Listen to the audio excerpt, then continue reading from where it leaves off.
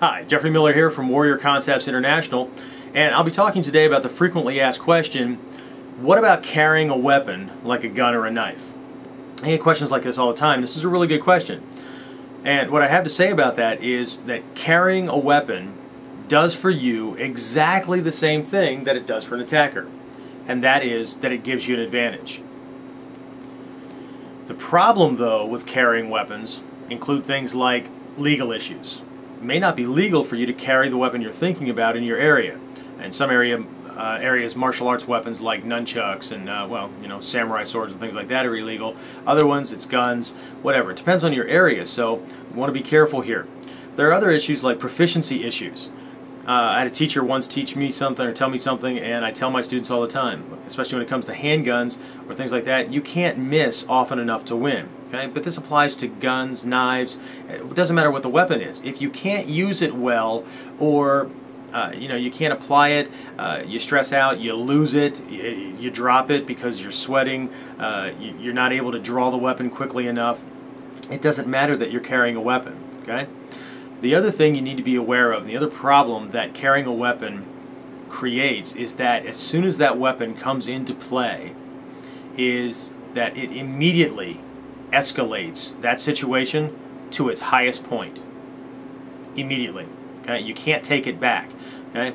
If you start out unarmed and you need a quick advantage or you need a surprise, you can always draw a weapon, throw the attacker off, gain the upper hand that way. But if you draw it, as soon as it comes into play, the other person's going to turn up the energy, going to turn up the volume, they're going to pull their big guns. You've got to be careful. Okay?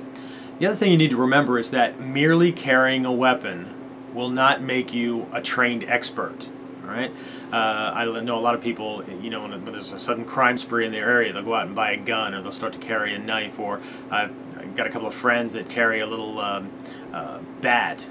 I guess they bought it for fishing, but they carry this little bat or club next to their driver's seat or something like that. Just because you have it doesn't make you a trained expert. Okay? Having a weapon is not going to make you calm under pressure. As a matter of fact, for most people, it's going to make you just the opposite. Okay? Because not only are you going to have this issue with pulling this weapon and being under pressure because this attacker's coming at you, you're also going to have the pressure of having to actually use it. Okay? And merely carrying a weapon is not going to make you a survivor. It's not going to guarantee anything. Okay, so if at best it's going to create a false sense of security. It's kind of like when people buy cars that have the car alarms. Okay, when was the last time you called the police when you heard a car alarm go off? Right, exactly. Just creates a false sense of security. There are better uses of a car alarm that I go over in like the Danger Prevention Tactics video on how you can use that to deter an attack. But a car alarm in place to keep your car from being stolen doesn't happen. Right, so when we're talking about weapons training, as far as I teach it, weapons training has 4 parts or areas for proficiency.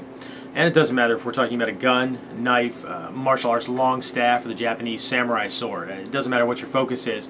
There are 4 areas, as far as I'm concerned, where you need to be training to master each weapon that you're going to be using. Okay? And those 4 areas include, 1, familiarization. Familiarization includes everything from grips to drawing, how to hold the weapon and position it between you and the attacker, things like sighting, reloading in the case of guns, stances, those kind of things.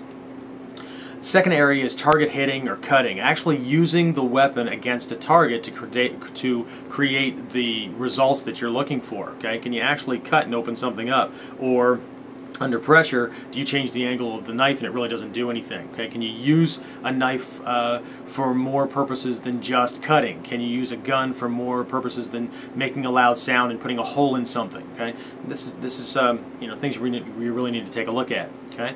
The third area is retention. Okay? Again, remember what I said, carrying a weapon doesn't make you this superhero that's going to be invincible, right? So retention is holding on to it when somebody else is trying to take it away from you. Just because you pulled that weapon doesn't mean that they're going to, crap in their pants and run off, okay? They may actually just jump on you and try to wrestle that thing away from you because they're not going back to jail or pick something. Okay? And then the last area is disarms. Okay? What if you're not the one with that weapon? What if the attacker has that weapon? All right? One of my teachers once told me that the only way to truly master a weapon is to know how to defend against it. You can learn how to use it. Most people can learn how to use a weapon, but what happens when that weapon comes at you? Okay? So retention, disarms, target hitting, familiarization, 4 areas. So when we start to consider weapons, whether it doesn't matter, guns, knives, whatever, we've got our work cut out for us. Okay, and I do offer a defensive handgun training course. It's actually it was actually live footage from a whole seminar series course that I had taught a while back. You can order this thing on the Warrior Concepts website. It's called Surviving Under Fire, if that's something that you're interested in. But I actually do suggest that students begin with a small weapon called the Kubotan, or it's also known as the self-defense keychain. It's small, it's easily mastered, and just in case you can't carry one, like I talked about with the legal issues with guns and knives and things like that, just in case you can't carry one in your area because of legal issues, or you're going on an airplane or something like that and you can't carry it, the cool thing about the Kubotan, or the self-defense keychain, is that the lessons easily carry over to other things like pens, markers, and other small handheld objects. So that's really cool as far as that goes. You can get a training manual for learning how to use the Kubotan and these other things on the website as well. It's real simple. It's called the Kubotan Training Manual. But either way, lots of other books out there.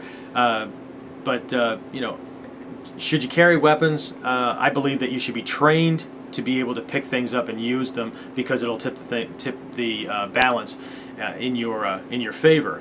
But there are lots of considerations that you need to take into account, and getting with somebody who really understands what a fight's all about, what a self-defense situation is all about. Those people can help you lead through things, whether you're training with me or somebody else. Just be careful when somebody says, the answer to defending yourself is carry a gun. The answer to defending yourself is learn this cool technique. Be careful if they've got a set way, because life just doesn't work that way. Okay, so again, this is Jeffrey Miller from Warrior Concepts International in Sunbury, Pennsylvania. Hope this has answered your questions, or at least that question about what about carrying a gun or a knife in a self-defense situation. And I'll see you in the next lesson. If you like this video and want to learn more about what it takes to really be safe in today's often dangerous world, I'd like to give you 20 more videos absolutely free. Just go to www.warrior-concepts-online.com/self-defense self-defense-videos.html. Register and I'll give you 20 more. Okay?